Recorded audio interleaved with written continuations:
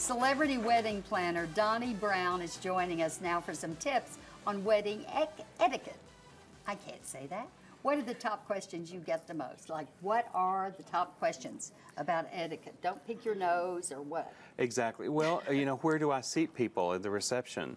I've actually had them accidentally seat the mother of the groom in the back. Oh, no. Yeah, and then of course... Oh, no. No, yeah. So if we back it up to when you're sending out your invitations, how do you pare down your list a little bit? You know, because it can get really crazy where you start inviting everybody you know, and then you've got your mother-in-law inviting everyone she knows. And so how do you bring that list down to a reasonable place without hurting feelings? Well, of course. And the issue is that it's the bride and groom's wedding, but they're submitting lists from every other person around them, and it gets out of hand. And then they come in and say, well, I've got $25,000 and I have 400 people.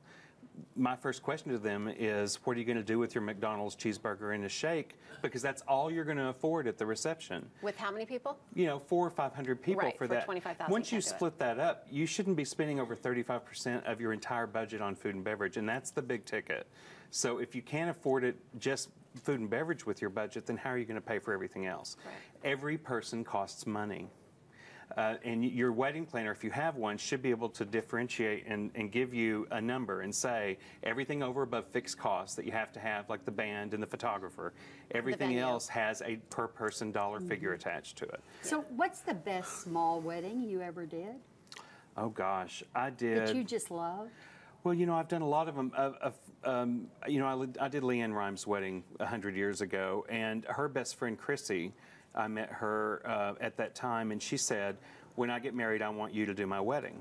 So she got engaged, and she called me, and we just did a wedding for 45 people at the Crescent Club, and we did one big U-shaped table to make it all-encompassing, so it didn't feel like we were fighting with the number, and decorated it really pretty, and they partied and danced until midnight, and no one left. And you'd think, you know, people sneak out of weddings, but nobody's going to sneak out of a 45-guest wedding, because you'd be really obvious. And it seems like it would be reasonably affordable with only 45 people, because like you said, that's when it gets really crazy. It can get nuts. You know, and that's the thing.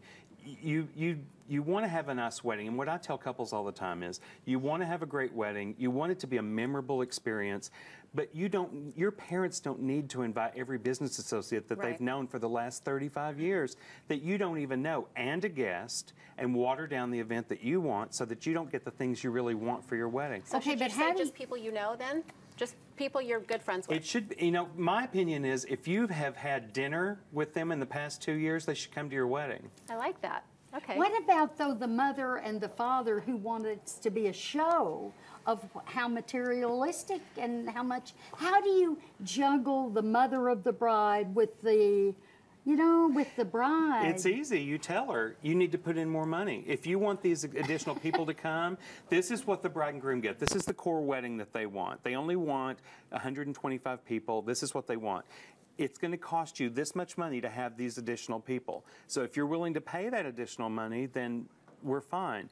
But if you're trying to keep us at that original core budget, it just flat doesn't work. Doesn't work. It doesn't work. And you know, as a wedding planner, I can save you all kinds of money. I can save you my fee because I'm going to get better contract negotiations. I know the better vendors. I can call a $7,500 photographer and get him down to $5 because I send him a lot of business. So I'll save a lot of money. So you're worth that money. Absolutely. Okay, how did you get into this? What made you an expert? Well, let's see. You were probably in elementary school when I started. No, I started 35 years ago. Isn't that crazy? Yeah. What was your first wedding? Was it a friend? No, I was in Lubbock, Texas. I grew up in Lubbock. A family friend owned a flower shop, and they said, we have one person out with the flu. We have another person that's quit on the spot. We need warm bodies. Come and help us. And I went and started helping on the weekends, and ended up putting myself through college. And that's amazing. Here I am today. Here you are today. I got my degree in finance. I was going to be a banker. But after doing weddings every weekend... You're like, that's where the money is. Well, that's where the money is. But after doing weddings every weekend, I thought, you know what? I can't wear a tweed suit and tell people no all day. I'm not going to do it. No. Is there one rule that people continually break, brides continually break, as far as etiquette goes? Well, as far as etiquette goes, they Not really. I mean, there's a lot of different things that people really don't understand. The biggest rule that brides break is starting to plan their wedding without having an understanding of what they're spending their money on. You know, basically they'll say, I've got this much money, I'm going to go out and start shopping. You know, because that's what they do. Yeah. When you have money to go buy clothes, you just go shopping. So they go, okay, I'm going to go get my dress, and I've got to get some hair pieces, and I got to get this, and I got to get that, and then they go, wow, I'm almost out of money. I haven't got a venue, I haven't got food and beverage, I don't have florists, I don't have a band or a photographer. They just don't get it. That's why you hire a wedding planner early. Can you predict what couples are going to last? Well, Kim and Kanye are not going to last.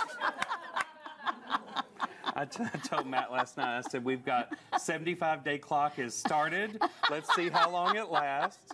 I don't know. But you have some two are feeling. So cynical. I think they're going to last. They got that pretty little baby. They do have a Well, pretty they baby. do. They but do. I thought the last one would last too. And they spent less money on this one, so maybe it's less than 75 days. I don't know. Will you come back again? I'd come back anytime you want me to. Oh, good, I love it. I love this. And up next, flowers can extend the language of love that's being honored on your wedding day, and McShann Florist has some beautiful ways to do just that. We'll have these for you when we return.